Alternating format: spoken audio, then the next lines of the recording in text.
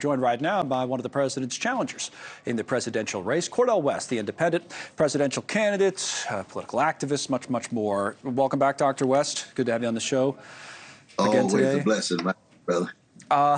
Let me ask you first about Gaza. I know that's been a huge topic for you and your candidacy and your advocacy work and what have you. Up on the screen now is an article from Axios that says Biden breaks with Netanyahu, but sticks with Israel. Okay, so there it is. He says Netanyahu has to pay more attention to the innocent lives being lost as a consequence of the actions taken. But he did this interview. You probably saw it over the weekend. He said, yeah, if they go into Rafah, that's a red line, but it doesn't mean it's a red line where he's going to stop sending weapons and the like. What do you say?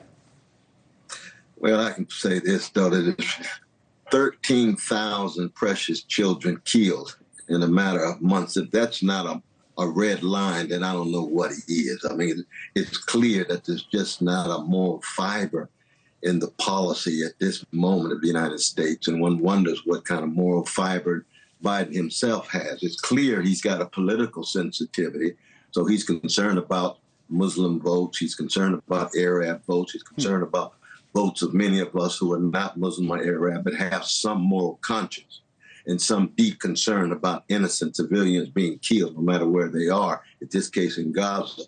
But this is all political calculation, though, brother. There's no deep moral compassion. There's no deep concern about the suffering. You're providing billions and billions of dollars for a government that's involved in genocide. You're going to create a port that's going to take you 2 months. So another 15,000 children will be killed before your port is in place. It's all politics at its cheapest level, and Biden ought to be ashamed of himself. You know, as you know, we get a lot of different views on this show. About a half an hour ago, as a matter of fact, we had General Wesley Clark on, who's, I'm sure you know, is a former Supreme Allied Commander for NATO forces, right? So he was sympathizing to some degree with what you're saying, yeah, it's a humanitarian crisis in Gaza, and then spoke to what he sees as kind of the complications in all of this from the Hamas point of view, that they're, you know, using, you've probably heard this before, using the hostages they've taken as shields and the like. Let's listen to General Clark for a moment. Is very, very cynically using the very people it should be serving in Gaza as hostages and using them in an effort to manipulate world opinion. It's a total travesty of humanitarian justice. His point, not only the hostages they've taken, but the people, the civilians, he says, they're using them as essentially hostages, you know, in these tunnels, human shields, all the rest of it. Isn't that a complicating factor in all of this as well? And how do you think Israel should actually navigate around this? But, you know, my brother, it's just been a talking point now for so long of the Israeli government to try to rationalize and justify these genocidal attacks. It just does not in any way convinced. There's no way that those 13,000 children are going to be shields. There's no way you're going to wipe out over 155 mosques and say every mosque was a shield. Wipe out hospitals. Every hospital was a shield.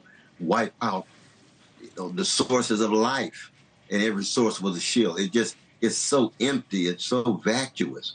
Biden's got to get some backbone, and it's clear that he doesn't have it. He's got to get some backbone and say, we've got to get to the root of this problem. Netanyahu is manipulating and hijacking Biden and money from the taxpayers in America, and you got to end the occupation.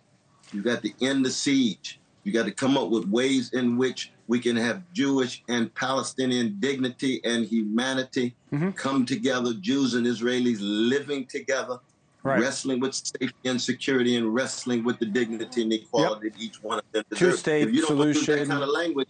And you don't hear it, certainly you're right, from Netanyahu, which we did talk to General Clark about as well. That's not part of the vernacular. That's not something that's being talked about. We get that. Netanyahu is Israel's Trump.